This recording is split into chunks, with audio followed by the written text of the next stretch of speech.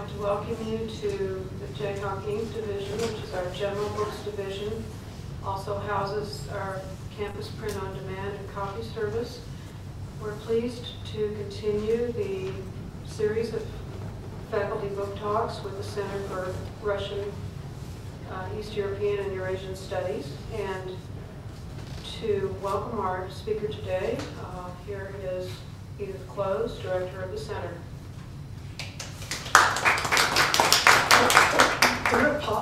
Don't applaud. I'm just the person introducing the featured speaker today. Thank you so much for coming, particularly when there's such a choice of wonderful talks to go to. This is a wonderful turnout. And I see this is a little like a wedding, but we have the student side and the Ulster side. It's a divorce. No, it's not a divorce. Okay, in any case, I am absolutely delighted to introduce to you somebody who needs absolutely no introduction, but it's a chance to celebrate all the things she's done in her career. Marta Pirnat-Greenberg has been teaching both Slovene and BCS, Bosnian, Croatian, Serbian, for many years now, about a decade maybe, in the Department of Slavic Languages and Literatures. She's one of our prize teachers. She's that person that built BCS up 1 year to 14 enrollments in the first year. Lovely. Marta does lots and lots of things in the department, such as she's the oral proficiency interview examiner for BCS and Slovene. She is always increasing and improving and perfecting her teaching sort of abilities and her materials. She's a person of many languages that she can help out in any of them at any time. Slovene, BCS, Czech, Russian, French, German, and English that's better than mine. She writes absolutely magnificently. She has a number of publications. This is her big new one that we'll hear about today, Colloquial Slovene, the complete course for beginners. She also has done a good deal of translating, both from Slovene and into Slovene. She has a number of book reviews and teaching materials online too. Please help me welcome Marta Pirnat-Greenberg.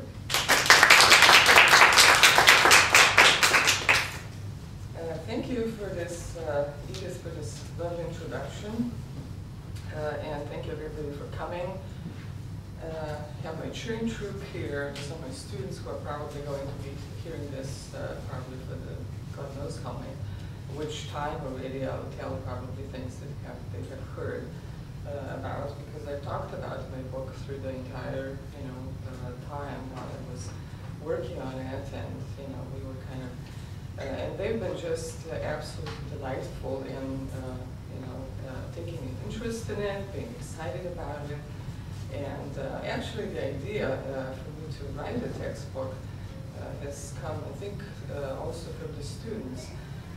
For years, we've been kind of struggling with, the textbooks we've had, and so I've worked, through my entire teaching career on supplementing textbooks that I've been using with my own materials, and so many times students said, "Well, you should write a textbook, right?" Probably because I, always had some sort of problems with the books I was using, or I mean, it was also that they had problems and I was trying to help them.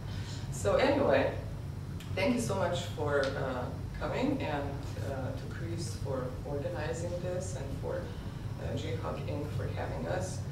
I'm really grateful, and this is really delightful.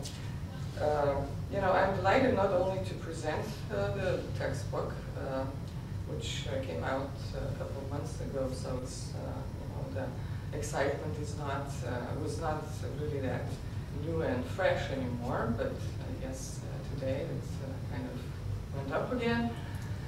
But it's also that we are almost presenting the book on the Slovene Cultural Holiday, which was yesterday. So I thought this was kind of a nice coincidence that we get to do this. Since I hope that the textbook is going to help some people to enter the culture with small or big C, right? Which language, of course, always is a gateway to a new culture and a gateway to new people.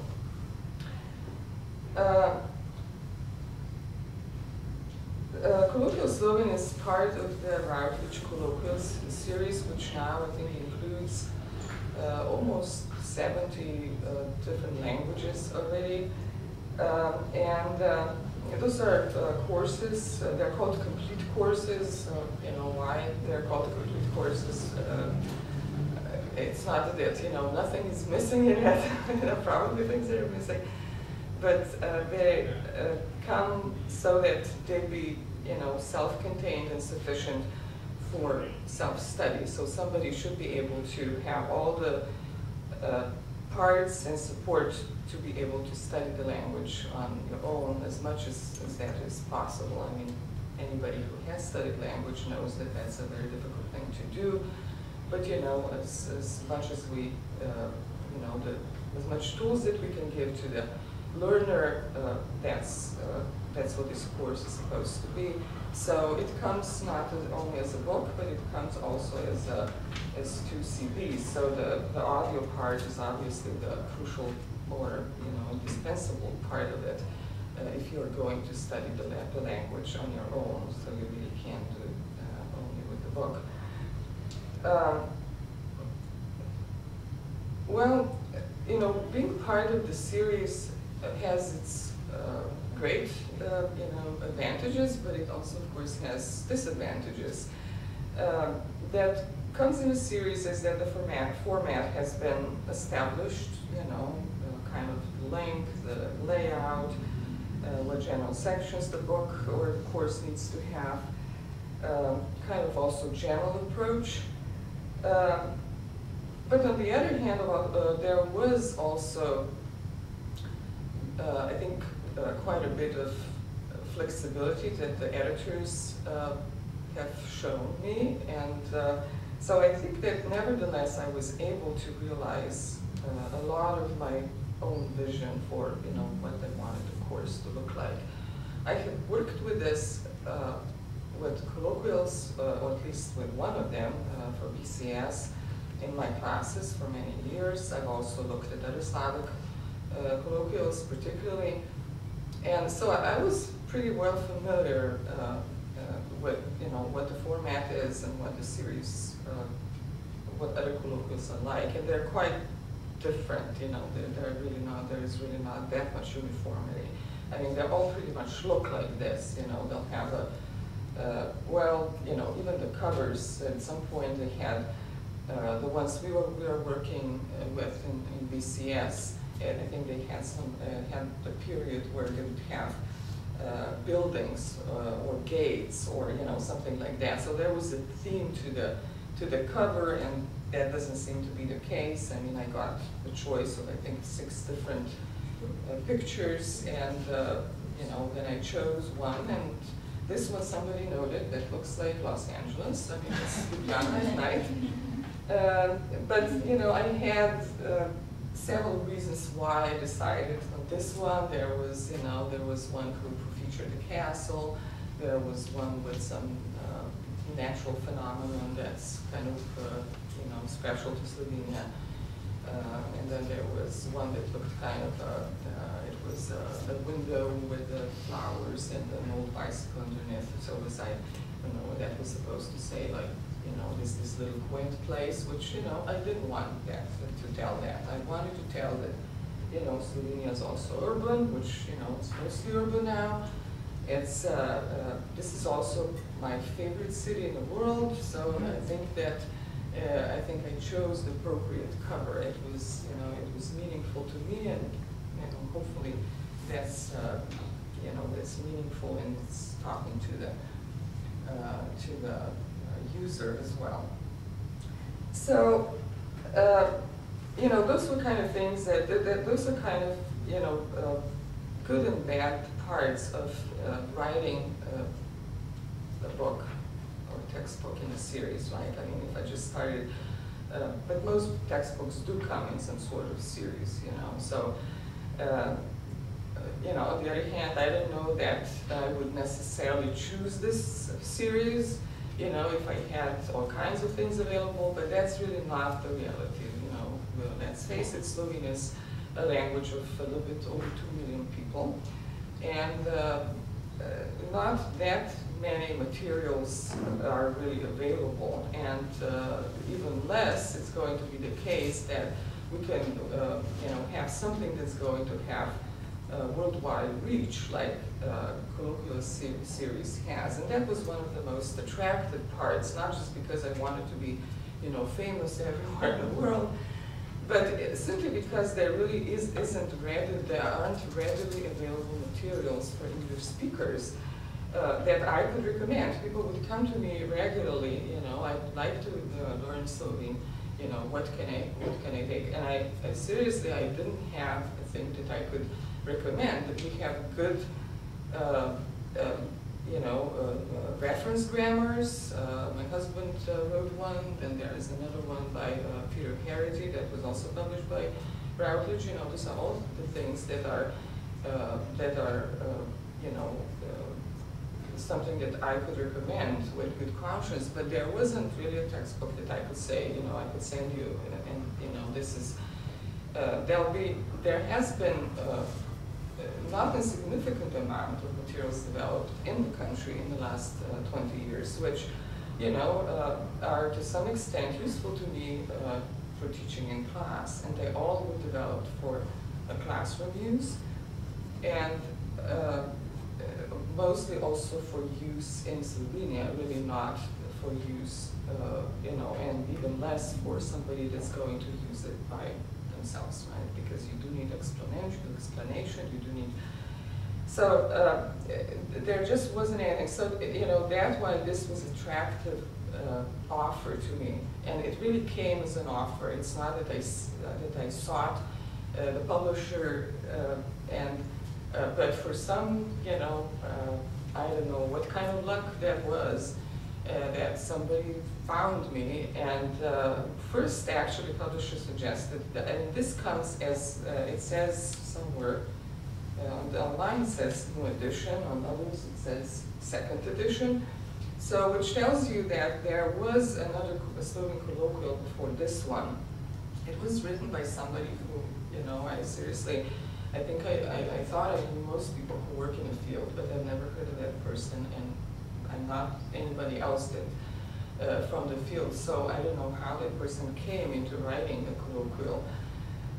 You know, but the volume had so many problems, and you know, was outdated and mostly just not accurate and appropriate, right? So the publisher, I think, I mean, got the idea that that was something that needs to be either seriously reworked or replaced.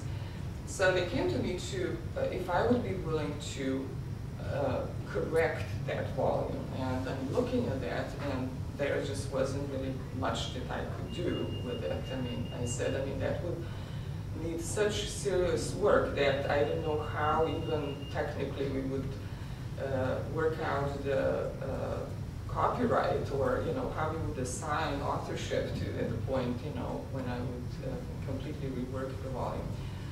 So that didn't work out, and the publisher eventually decided that the next, you know, thing to do is to write a completely new volume with no attachment or any kind of connection to the previous one. So that's how it was, but it came to me in 2010 when we had the family crisis. Our daughter was very ill at the time. And at the time there wasn't any way that I could even think of tackling a project like that. So I said, you know, this is very attractive to me. I'm very much interested in doing it, but at this time, I just can't do it. You know, if it's any possibility to get, you know, a few months of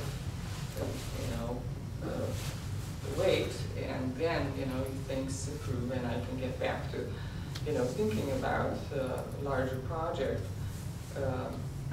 And I was fortunate again, it was like several strokes of good luck that they actually said they're going to wait and see, if I can come back to it in a couple of months.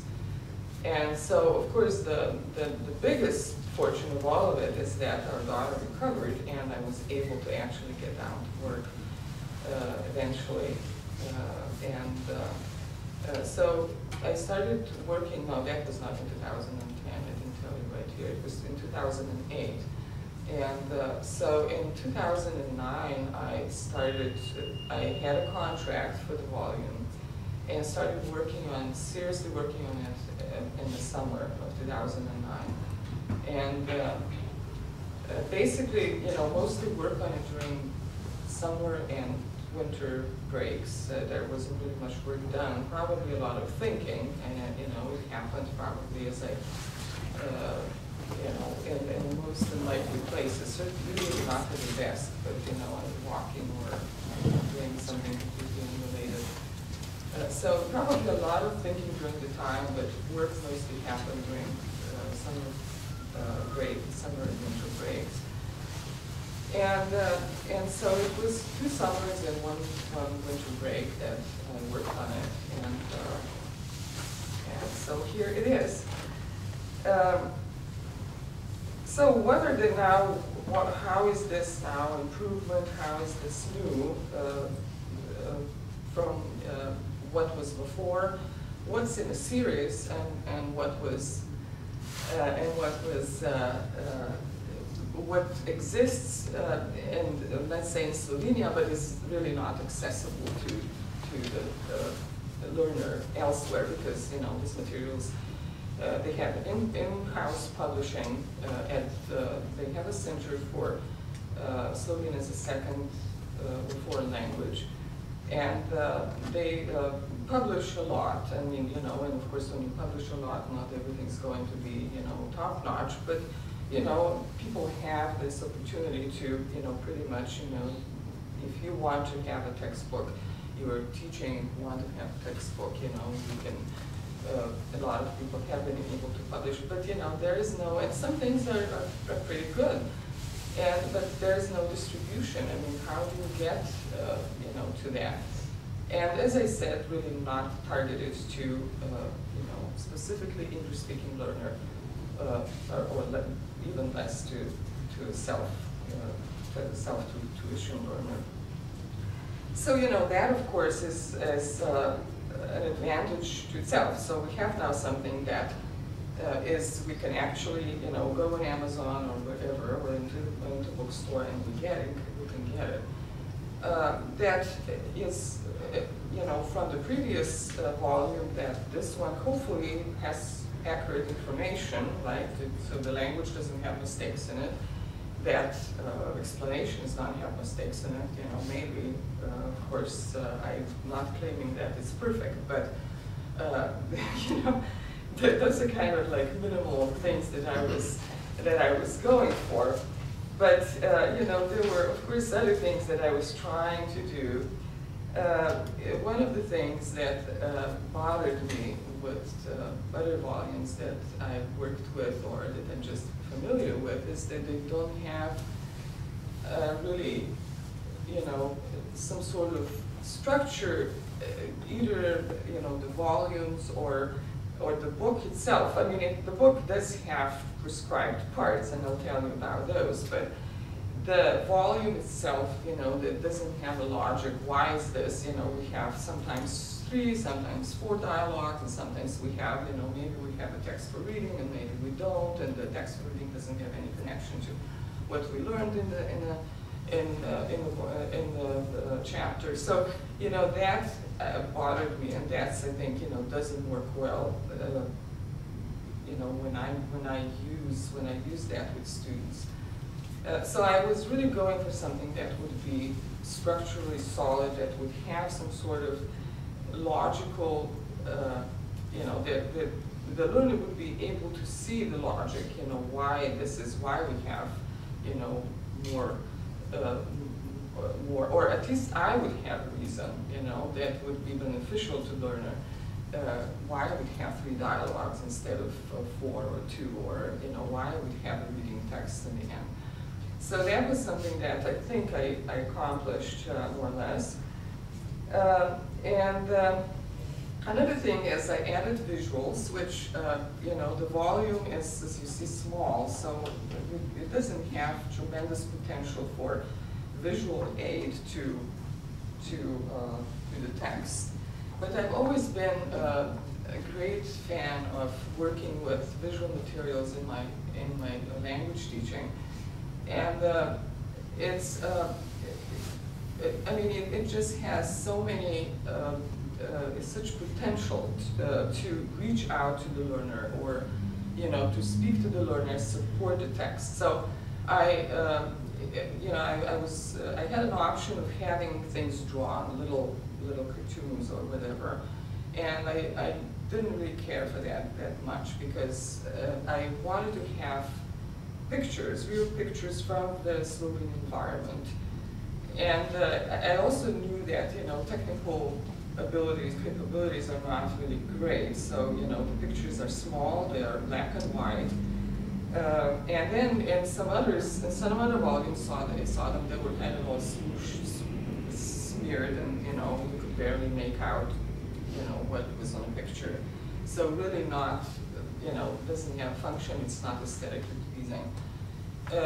Nevertheless, I insisted that I want to have pictures, which I'm going to take myself, not, you know, with, I kind of insisted on doing things just all by myself, because it's just so much harder to get permission,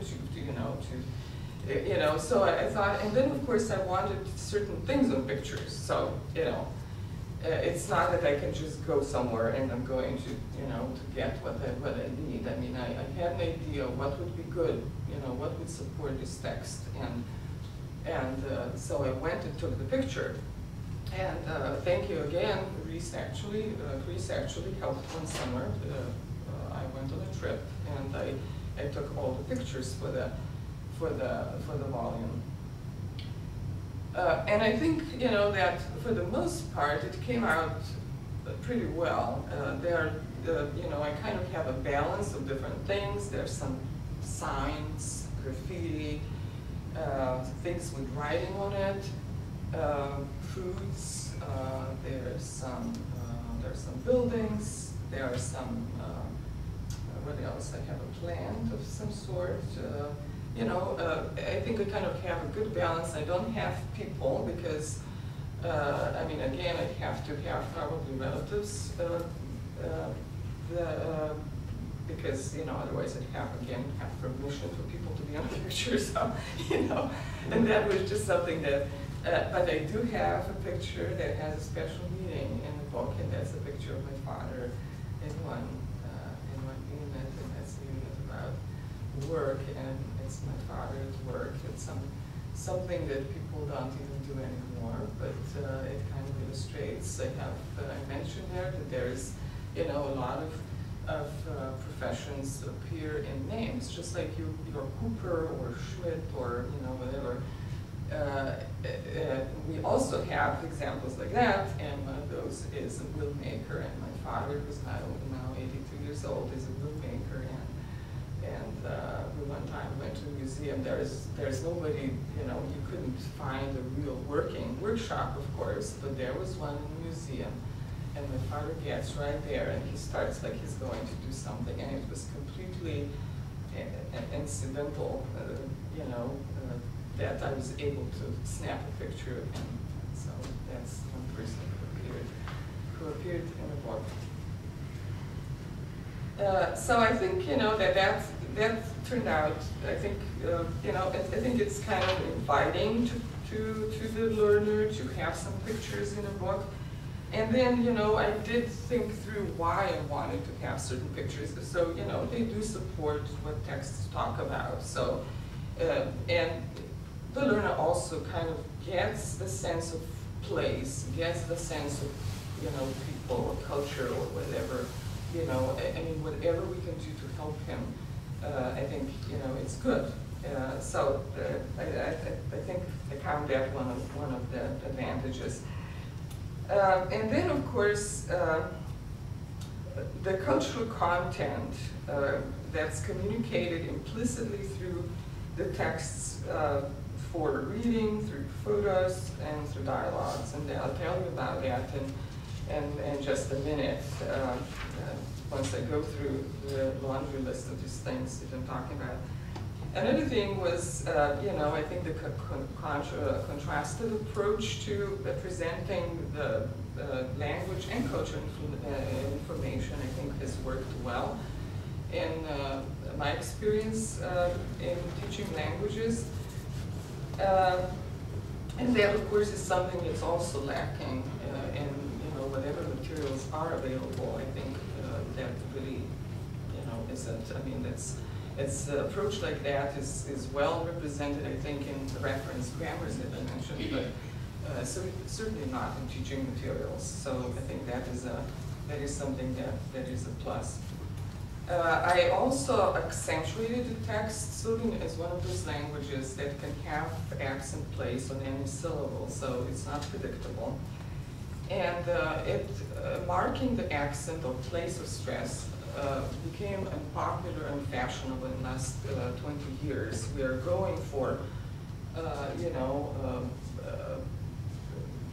developing proficiency so that people can actually do things with language, which, you know, of course, it's great, and we all want to do that. But particularly for somebody who's going to tackle the language by himself or herself, I think it's, you know, it's very difficult to do if you have no sense where to place the accent. I mean, there is, of course, the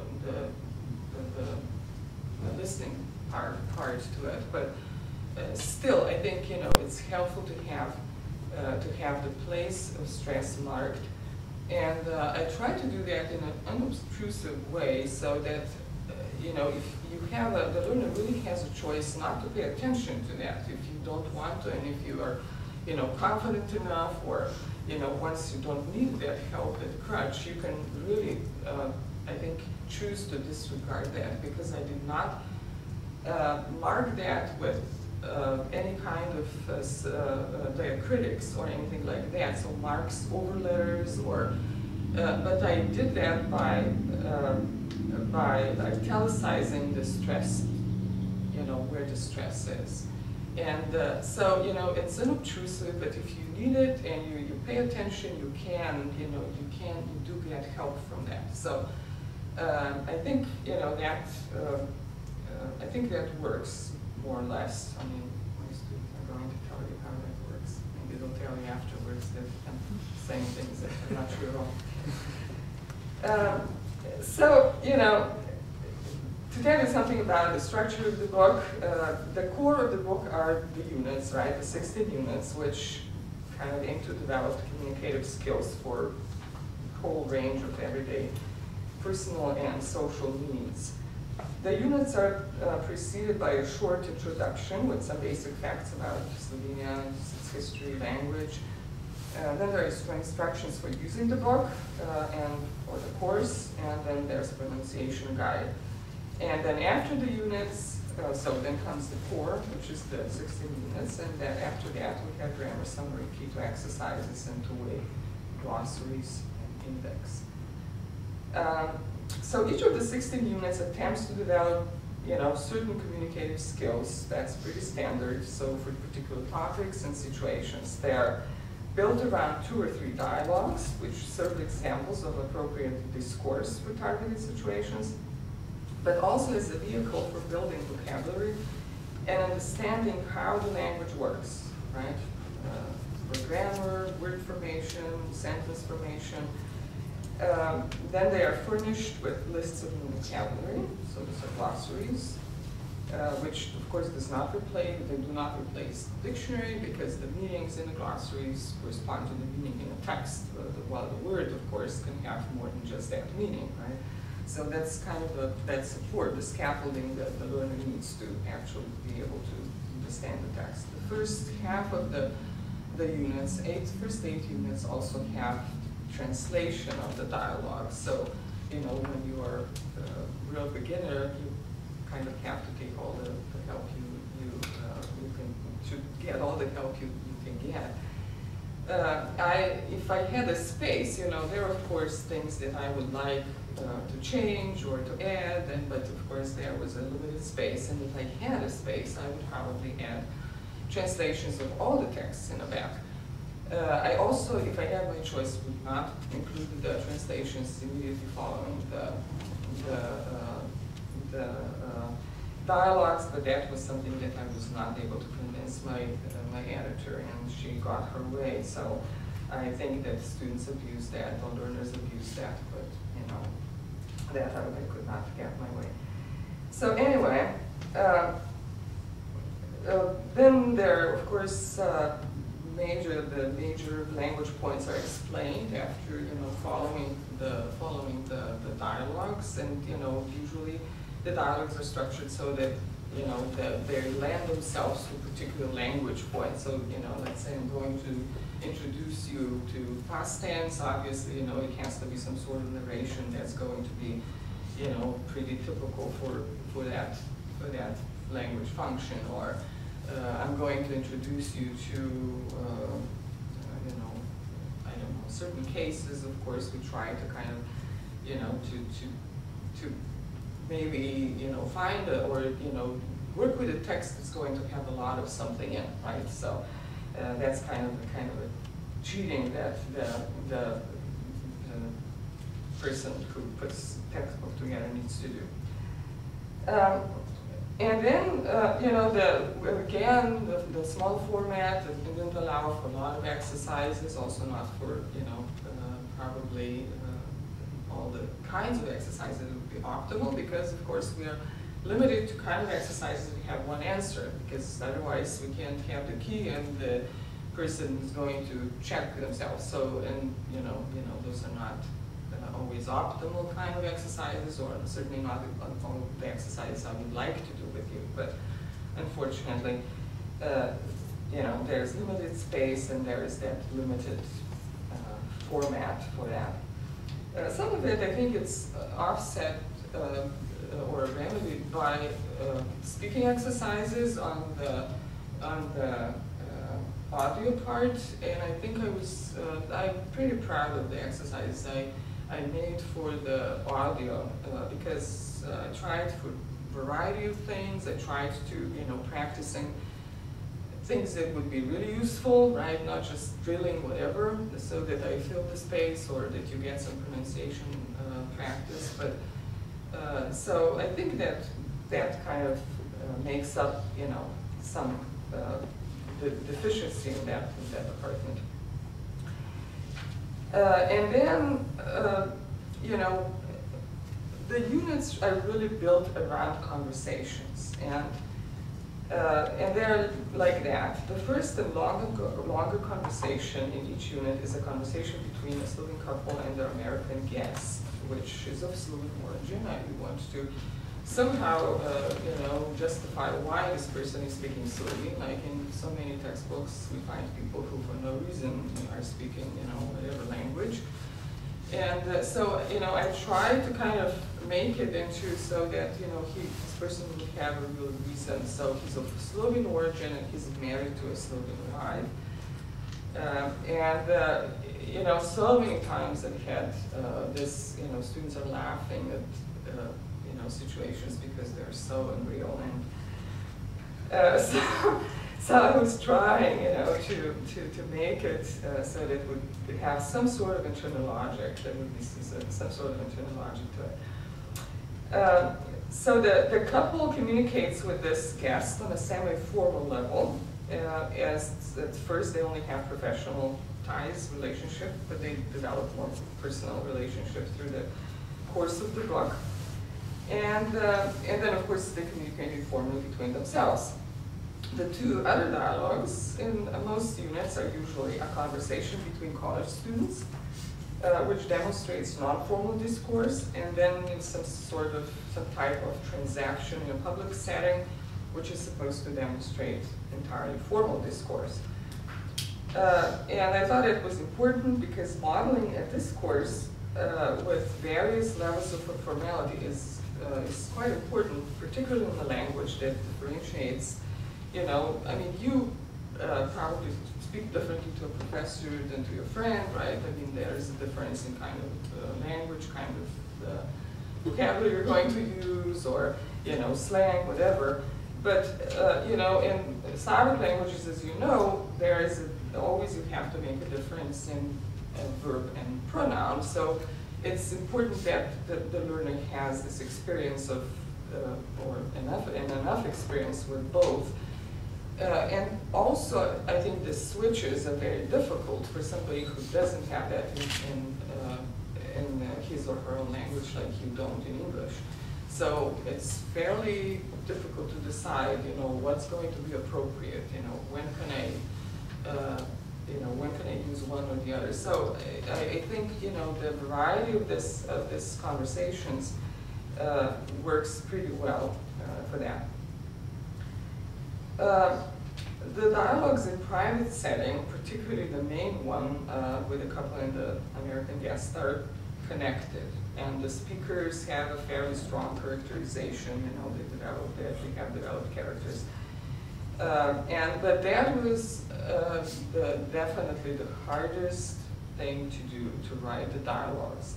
And it wasn't only because I had a lot more experience writing everything else than the dialogues. So, you know, I've done a lot of materials. I've done, you know, nothing of this size, but I've developed modules, I've developed reading materials, you know, activities all the time. But you know, certainly I haven't written dialogues for a textbook. And you know, I'll tell you why dialogues are so difficult to write. Well, first of all, I'll tell you what I wanted them to be, so you'll then probably surmise from that why that would be difficult to do.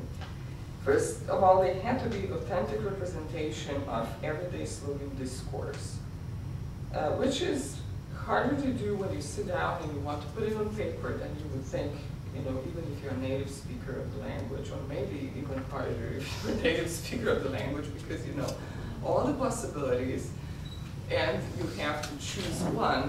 You have to choose something that, you know, is appropriate, that is, you know, typical, or something that's, you know, that's going to be useful to the learner. So that's not going to, because the learner can't learn, you know, 5 things to say in 5 different ways. So if he should learn it in the best way possible, right? So you have to choose, and you have to decide on that.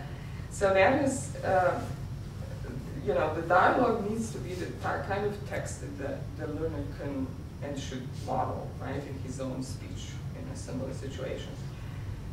And then, of course, they have to be interesting, because everybody's going to give up if it's not interesting. It has to keep the learner's attention. But on the other hand, it can be too interesting, or too funny, or too witty. And I've seen that before, and that doesn't work, and you know why? Because it's not going to be useful in everyday situation. It will also, it becomes unpredictable, and it becomes difficult I think for a learner, for a person who has this very rudimentary language skills to decipher. So it becomes even more difficult. So predictability is something that helps learner, right, to negotiate the meaning. And you know, when you make it something that's kind of not wacky and not really, you know, surprising, then you know, that's not helpful.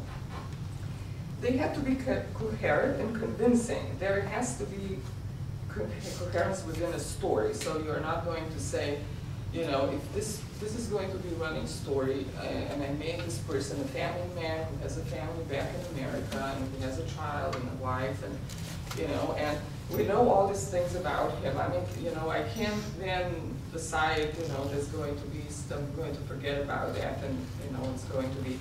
So, you know, there has to be, I mean, this kind of maybe not such a good example, but I'm sure you understand that it has to have inner logic, it has to be connected, it has to, because people make fun of it. I mean, students have made fun of it many times, and they will tell you that that's true, you know. So, you know, I was trying to avoid that. And people, of course, they need to act and appropriate to their age, status, you know, role in this conversations. I remember we had one text in our creation book, not to pick on anyone, but they included a child. They decided for some reason, which was specifically, I was specifically told that you can have a child in this, you know, because there are guidelines for this, how this is supposed to be done. But they decided to have a child, and this child is speaking things, saying things the child would never say. It was something about, you know, he's this wise man, like old people talk about the weather, and, you know, he's telling you, you know, in the summer, you know, there are storms, but, you know, if they're not for long. And, you know, he's like supposed to be 8 years old. I mean, what child, you know, is going to tell you what the weather's like in, you know, any place? So, you know, that, of course, I was trying not to do anything like that. And then, of course, the dialogues also, you know, we need to understand that dialogues really project language behavior, right? People's values, attitudes, way of life, a lot of things we can learn from what these people are saying. So it's really important what we decide we're going to put in there. It really is, you know, it's like if you, you know, tell somebody about, you know, what this culture is like. I mean, I could be telling you about, but I think, you know, if you experienced it, it would be, you know, you'd probably believe it way better than, you know, if I'm telling you, you know, Slovenes who are so nice, you know, and everybody likes, you know, I mean, you know, that's not going to, I mean, but if I behave nicely, maybe, you know, maybe you really think Slovenes are nice, right? So, you know, and I've always been kind of a, you know, even if you're an ambassador of anything, you know, I mean, to put up, you know, and tell, you know, and be propaganda for something, I don't think that works very well. But if you model, you know, good behavior or a certain behavior, I think, you know, that's way more valuable, or, you know, I guess, convincing to people. So, and it's the same thing is with, I think, with language materials. So, you know, not just linguistic, but also most of the cultural competence will come from the dialogues. And so, you know, that's why, you know, this is a really difficult job. I could, you know, I think to make them kind of real was it helped if I had certain friends, people I knew in front of my eyes when I was writing and putting these people in. You know, so probably some friends would recognize themselves in there. So I mostly wrote from my experience, you know. I think I created a place and space also that's very much like where I come from. You know, and that's not to say that that's what entire Slovenia is like. I mean, you know, but, you know, at least this is one real place in Slovenia, and those are some real people, right?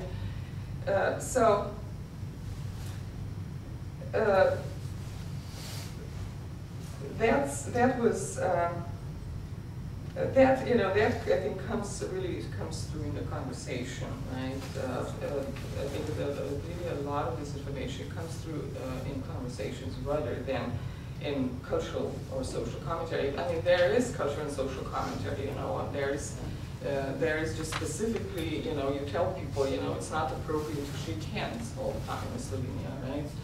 In what situations people shake hands, or they don't kiss all the time, right? It's not appropriate to just kiss, you know, somebody who, you know, who's not related to you, or you're not emotionally in some way attached to. So, you know, those are kind of things that come in explicit commentary. But, you know, a lot of other things, I think, they come through, you know, what people talk about and how they talk about it. So, I mean, a couple other examples. When I talk about family relations, you know, every probably language, of course, has a unit of family and family relations. So I included, like, you know, fairly typical Slovene setup where parents and daughter's family live in the same house. You know, that would be probably very, or a little bit surprising, at least to an American. I don't know how that would be to a British person or, you know, somebody else in Western Europe, but to an American, that would be certainly kind of unusual setup, but it's very common. And then, you know, even people live in separate houses. They live close enough for the extended family to get together for Sunday lunch, right? The country's so small that it's really no big deal. Plus, people don't move around that much, you know. If they move to another house, it's maybe, you know, down the street or you know, and I'm not a good example of that, but yeah, well, yeah. And another thing, for instance, is, you know, family, college-age daughter lives at home and commutes to school from a nearby town. That would, again, be strange to you, but that's also quite a typical setup in Slovenia. So, you know, those are kind of things to give you kind of sense of place and way of life and how people live, right? I mean, there are standard things like we could talk about food and, you know, show what, you know, kind of food we eat and talk about schedules, which are also different, right? So we do have a kind of explanation, you know, how schedule is different. But, you know, a lot of things just come through these dialogues. Some other things that is characters, since I said they have a, you know, they have a character, and their conversations reflect they seem to be hardworking. They're a two-income family, which would be pretty standard. They like outdoors. That's something that a lot of Slovenes like, particularly mountains. They like to socialize with food, wine, singing, which, you know, it's a nice setup. I think that's something that could attract somebody into, you know, to be interested in that. They value family and friends. They value free time. They take vacation. They go to the sea in the summer, and sometimes, you know, even several other times. They own a mountain cabin, which is, you know, a lot of people do. They're proud homeowners. People are pretty obsessed with their homes, and, you know, a lot of them build their own homes. They're attentive hosts, and, you know, hosting is a big thing, and sometimes to the point that's annoying, and that's probably something that also foreign guests should understand, that is, you know, when you're repeatedly offered food and people fuss around you, you know, that's just good hosting. It's not that they're trying to be annoying. They value cultural and natural heritage and natural beauty of the country, and they are proud and like to show it to their foreign guests or whatever guests they have. And then there's some anecdotal, quirky things like, you know, people do even herbal remedies, but I guess that's not only in Slovenia. Just today we had a conversation about it at our BCS table, and somebody gave me very good tips on that. From America, I get the advice. They offer slippers to their guests when they come to visit. So that's kind of, you'll probably be taken aback if that happens to you. So, you know, those are kind of quirky things, but what I was really going for was really not just things that are different from your culture, but because I didn't want to make it stereotypical, right? We don't want to stereotype. That's not a good thing either. It's just that I would like to give you a sense. I mean, we also have malls, and that's also mentioned there, right? People also sometimes go, you know, now they can go on the weekends, unfortunately, shopping into the malls, which they didn't used to do. So, you know, there are things that are the same, but there are, of course, things that are different. And I mean, it wasn't really that I was trying to only pick out things that are different, because I didn't want to create a stereotype. And then, so, you know, after I told you all these things, that these dialogues were were supposed to be, or I was trying to make, you can imagine that was fairly difficult to do if you then think that they also, of course, have their language requirements. What the language, besides that, it's supposed to look and be, you know, good modeling language or real everyday conversation language. I mean, you are limited. You have to do this on limited vocabulary, on limited language means, right? I can't just decide if I haven't introduced you to a past tense. Now I'm just going to be talking and telling you something in past tense. If I, you know, not even if I haven't introduced a case, I'm not going to use it, right? Yet it all needs to be, you know, really naturally sounding and looking. So it's a challenge. It's a real challenge, and you know, and then when that's done, that's when the dialogue, the conversation was done. Then you know, then there was a material that you kind of I was mining then for explanations, for you know, language explanations, for cultural explanations if they needed to be, for